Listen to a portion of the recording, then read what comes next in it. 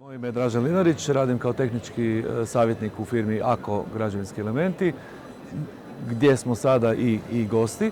Radi se o firmi koja je već 22 godine prisutna u Hrvatskoj. To je bazično njemačka firma koja se bavi odvodnjom voda, pročišćavanjem otpadnih voda i svim ostalim aktivnostima koje su vezane uz ekologiju i uz oborinske i ostale tehnološke vode.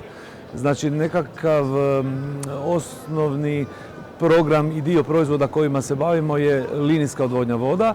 Znači, tu poznajemo kanale sa rešetkama, monolitne kanale i ostale sustave koji su manje vidljivi u nekakvom gradskim područjima, nego su više prisutni na infrastrukturnim objektima i industrijskim objektima.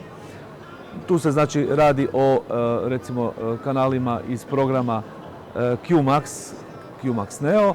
Znači, to je program za veće objekte, za veće infrastrukturne i industrijske objekte. Iza nas se može vidjeti još i širok program kanala sa pokrovnim rešetkama iz nekoliko materijala i nekoliko dimenzija i hidrauličkih kapaciteta. Moje ime je Edo Turković, također radim u firmi AKO Građevinski elementi kao tehnički savjetnik u području zbrinjavanja i pročišćavanja otpadnih voda.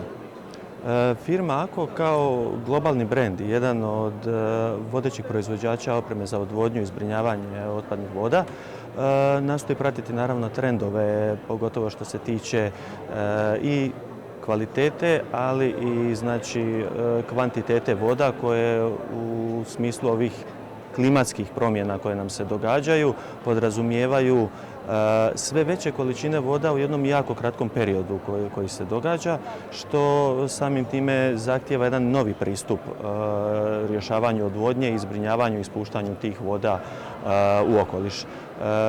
Mi kao takav proizvod, najbolji predstavnik je AKO Stormbrix, modularni sustav za infiltraciju i retenciju oborinskih voda, kojim je moguće osigurati da voda se zbrine na lokaciji na kojoj je pala, to jest na parceli tamo gdje smo je prikupili sa naših krovova, parkirališta i prometnica, ili eventualno da je privremeno zadržimo prije nego što je ispustimo u preopterećeni kanalizacijski sustav kako bismo spriječili plavljenje urbanim sredinama i na kraju krajeva i izvan urbanih sredina.